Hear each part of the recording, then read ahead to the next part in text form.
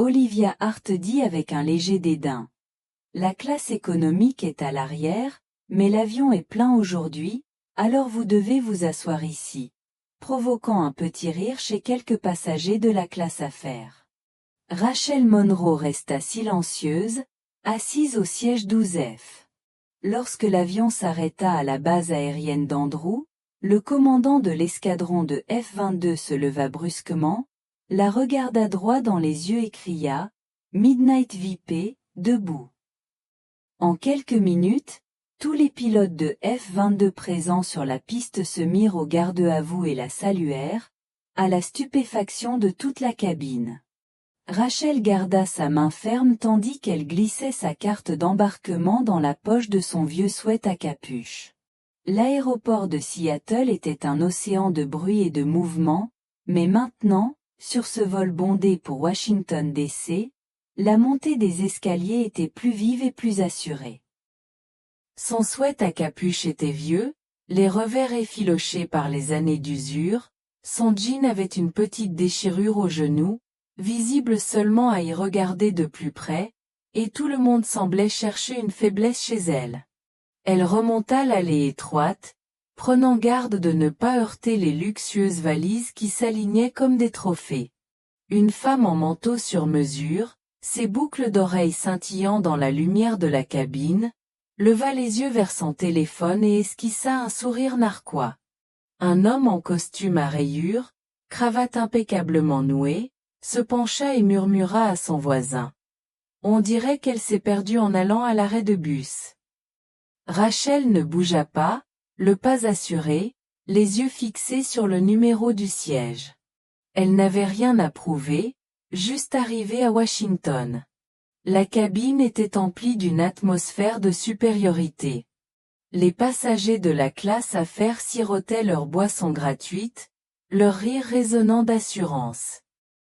Rachel s'installa côté hublot en classe 12F, rangeant son vieux sac à dos vert kaki sous le siège devant elle, il portait un patch de la base où elle avait servi des années auparavant.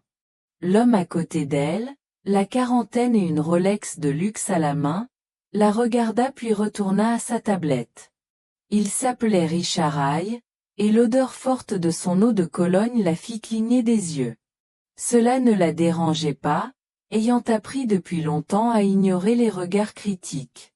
Ses cheveux noirs et ondulés étaient tirés en arrière, et son visage était démaquillé. On aurait dit une étudiante, peinant à joindre les deux bouts et achetant des billets à la dernière minute. Mais Rachel n'était pas une personne ordinaire. Son dossier, caché dans un coffre secret, la mentionnait comme réserviste. Aucune mention de la mission qu'elle avait effectuée avec la SEAL Team 6 ni de la raison de sa démobilisation. Tandis que Rachel s'installait à son siège, une jeune femme vêtue d'une robe noire moulante, les cheveux parfaitement ondulés, se pencha de l'autre rangée. Son badge indiquait « Jessica Lange », sa voix était douce mais froide. « Vous devez être ravi d'être dans un avion comme celui-ci », sa voix était sarcastique, comme si elle traitait Rachel comme une enfant de charité n'ayant jamais pris l'avion. Quelques personnes se retournèrent pour l'entendre, ricanant. Le doigt de Rachel s'arrêta sur la bouteille d'eau, son pouce touchant le bouchon. Elle se tourna pour regarder Jessica un instant. Ce n'est qu'un vol, la voix était faible mais décisive, comme une pierre tombant dans un lac calme. Le sourire de Jessica s'estompa, elle soupira et rejeta ses cheveux en arrière. Rachel se retourna pour regarder par le hublot, l'air inchangé, la main serrant si fort la bouteille d'eau que le plastique se craqua légèrement. « Rendez-moi service. Prenez votre téléphone, cliquez sur « J'aime ». Laissez un commentaire et dites-moi d'où vous regardez et ce que vous ressentez. Si vous avez déjà été jugé ou mis à l'écart, cette histoire est pour vous. Pour en savoir plus, cliquez sur « Suivre ». Merci beaucoup d'avoir partagé ce moment. Les premières critiques ont été lancées avant le décollage. Olivia Hart, l'hôtesse de l'air en chef, se tenait à l'avant de la cabine, son uniforme impeccable, son sourire figé. Elle avait rapidement examiné la carte d'embarquement de Rachel, décidant qu'elle ne méritait que la classe économique. Classe économique à l'arrière, dit-elle d'une voix aiguë et pénétrante.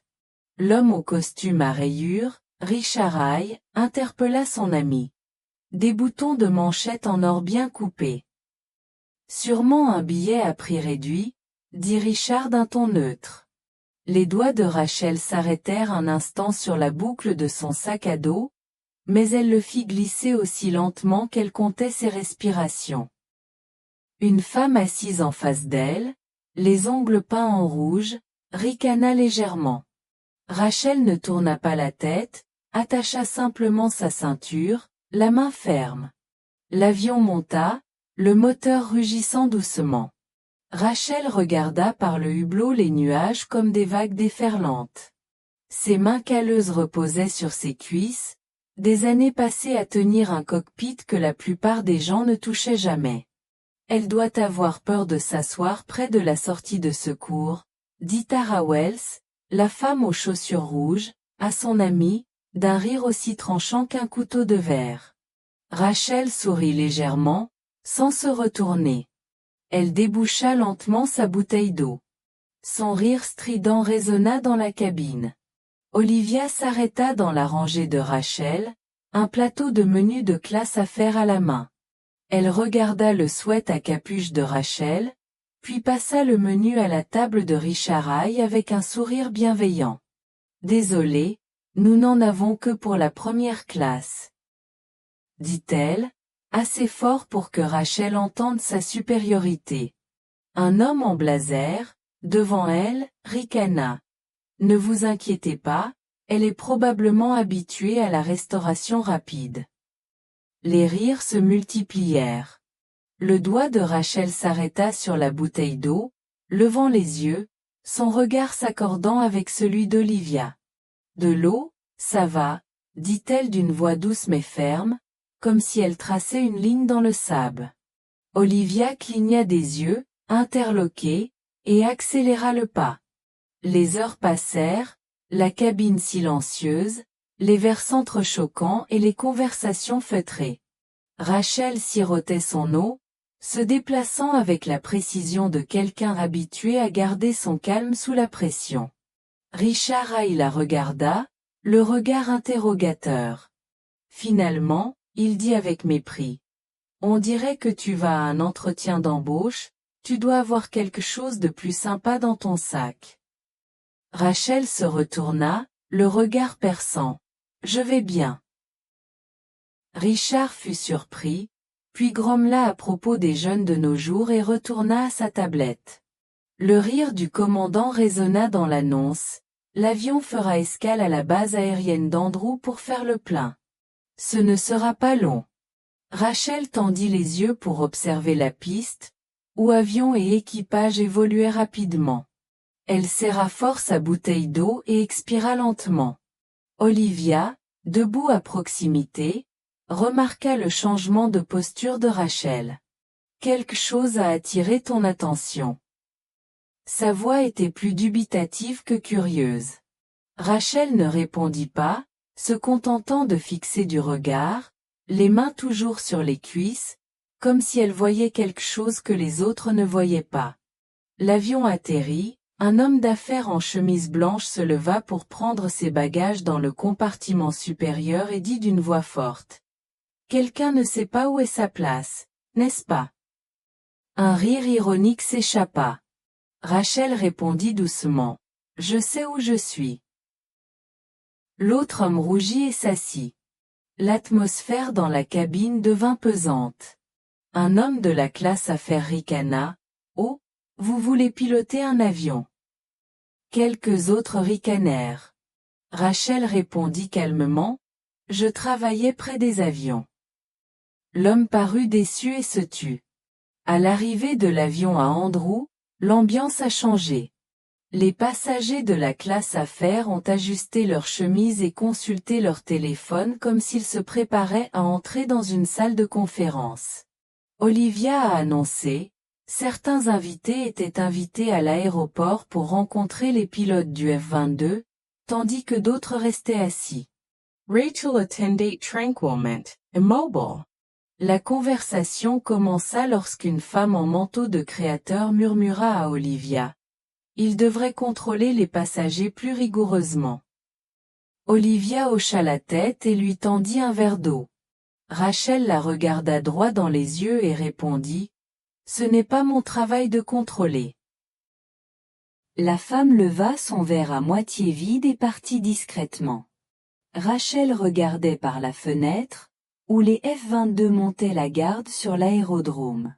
Elle se souvenait du jour où elle avait accroché l'écusson de l'aigle à son sac à dos, après une mission éprouvante à laquelle elle et son escadron avaient survécu. Elle se souvenait du ciel nocturne rempli de fusées éclairantes et de moteurs vrombissants. Le major Kyle Bennett entra en classe affaires, son uniforme impeccable, l'allure d'une tempête imminente. Il salua les passagers, serra la main de Richard Eye et Tara Wells, puis s'arrêta pour regarder Rachel. Richard Ricana. Bennett redressa le visage et dit d'une voix forte. « Désolé de vous faire attendre ici, on vous escorte jusqu'à l'aéroport. » Rachel se leva, son sac à dos en bandoulière, marchant avec la fermeté à laquelle elle s'était habituée. Les passagers discutaient, et un homme en costume bleu déclara que c'était une erreur, qu'il était impossible qu'une personne aussi importante soit assise en classe économique. Rachel répondit d'un ton léger, « On ne peut pas juger sur l'apparence. » L'autre homme ne put rien ajouter. Dehors, l'air sentait le carburant. Les pilotes de F-22 se tenaient droit, le visage froid. Bennett dit, « Vous êtes Midnight VP, qui a mené 3 escadrons dans le ciel ennemi. » Les pilotes la saluèrent à l'unisson. Rachel leur rendit le salut avec une expression douce. De retour dans l'avion, Richard Eye ricana, « Ce n'est qu'un film hollywoodien. » Olivia se força à dire, « Ce pourrait être un titre honorifique. » Claire Donovan murmura, « Probablement pas. » Rachel se tenait près du hublot, tenant un vieux casque d'aviateur avec le nom Midnight VP brodé sur le côté, souvenir d'une mission spéciale. Un jeune officier tendit à Rachel une casquette de pilote usée, criant assez fort pour que toute la cabine l'entende. Cette casquette est réservée aux pilotes ayant accompli des missions top secrètes. Rachel l'accepta, tâta chaque point, puis la mit sur sa tête comme si elle respirait. Une jeune pilote s'avança, « C'est toi qui as sauvé mon escadron. » En la regardant, les autres pilotes furent remplis d'admiration. Un autre pilote, au visage enfantin, lui tendit un carnet de vol et dit, « Tu as signé pour moi il y a 3 ans. » Rachel tourna la page pour écrire son nom, souriant doucement. « Tu as réussi. » L'atmosphère dans la cabine changea.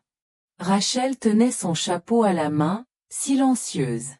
Une jeune hôtesse de l'air s'approcha, tenant un badge d'aigle argenté et le lui remit. « C'est un cadeau de l'équipage, merci pour votre service. » Rachel hocha légèrement la tête et attacha le badge à son sac à dos. « Ethan Carter c'est tout soudain. » Rachel regarda par le hublot, son badge scintillant sous la lumière. L'avion s'apprêtait à décoller lorsqu'un rugissement retentit.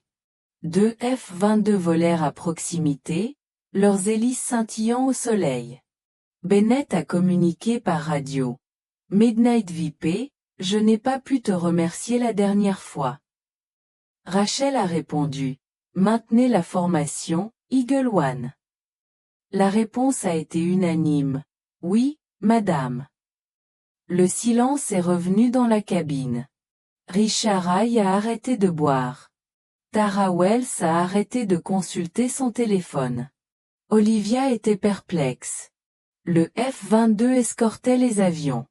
Rachel se pencha en arrière, observant les avions. Plus personne ne la regardait avec dédain. Mark Ellison perdit confiance et se tut. Claire Donovan chuchota à Tara, mais personne ne l'entendit. Rachel n'avait pas besoin de l'entendre, elle en avait assez entendu. Alors que l'avion se stabilisait, un passager en costume impeccable se leva. « Je ne sais pas qui vous êtes. Désolé pour ce que j'ai dit tout à l'heure. » Rachel répondit doucement, hocha la tête et regarda par le hublot. La personne resta immobile un moment, puis se rassit. L'air était lourd, un mélange de respect et de honte. Rachel caressa son insigne d'aigle, se souvenant qu'à 19 ans elle l'avait obtenu lors d'une mission top secrète dont son équipe ignorait les détails. Le ciel était plongé dans le chaos, les ordres radio hurlaient, mais elle avait ramené tout le monde à la raison. À l'atterrissage, les passagers avançaient lentement, comme s'ils n'arrivaient toujours pas à croire ce qu'ils venaient de voir. Rachel, sac à dos sur le dos, chapeau sous le bras, marchait d'un pas assuré, la tête haute. Richard Hay évitait son regard, téléphonant, chuchotant à propos d'une réunion urgente. Tara Wells, pâle, tapait furieusement sur son téléphone. Olivia se tenait près de la porte, un sourire forcé, la main tremblante. Rachel traversa l'avion en silence, sans regarder personne. À la porte d'embarquement, un homme grand et silencieux la suivit du regard dès son apparition. Il ne dit rien, hocha simplement la tête et la suivit. Les passagers restants s'éloignèrent en courant, silencieux comme s'ils avaient repris le contrôle. Ethan Carter laissa tomber son téléphone, son dédain disparut. Claire Donovan évita le contact visuel, son foulard serré. Olivia s'occupait de paperasse, les mains tremblantes. Tout le monde le connaissait. James Monroe, le mari de Rachel, un homme d'une grande influence. Avant de quitter l'aéroport, une petite fille d'une dizaine d'années prit la main de sa mère, la désigna du doigt et murmura, les yeux écarquillés d'admiration. C'est elle la pilote. La mère, une femme calme comme avant, hocha respectueusement la tête, c'est vrai. Rachel croisa son regard et lui sourit doucement. Son sourire était radieux, serrant plus fort la main de sa mère. Rachel tenait la main de James, le chapeau toujours serré sous son bras, le badge argenté scintillant. La gare était bondée, mais les gens s'écartaient automatiquement de leur chemin lorsqu'ils passaient, comme s'ils sentaient quelque chose de plus grand qu'un vieux sweat à capuche et des chaussures usées. Les conséquences sont arrivées rapidement, discrètement, mais sans qu'on puisse les arrêter. Richard Hay, cadre intermédiaire dans une entreprise de défense, a été filmé en train de le calomnier, une vidéo devenue virale. Le lendemain matin, il a perdu son emploi et son profil LinkedIn a été supprimé. Tara Wells a perdu son contrat de sponsoring et le nombre de ses abonnés a chuté de plusieurs milliers. Olivia Hart a été officiellement réprimandée et réaffectée à un court vol intérieur, mettant fin à son rêve de voyager à l'étranger. Jessica Lange a perdu son emploi à cause d'un comportement non professionnel. Ethan Carter a perdu son principal investisseur. Claire Donovan a été impliquée dans des poursuites judiciaires sans importance. Mark Ellison a été complètement éliminé de l'entreprise. Rachel ne le voyait pas. Elle n'en avait pas besoin. Elle avait vécu bien plus que ça, des missions où le ciel était en feu.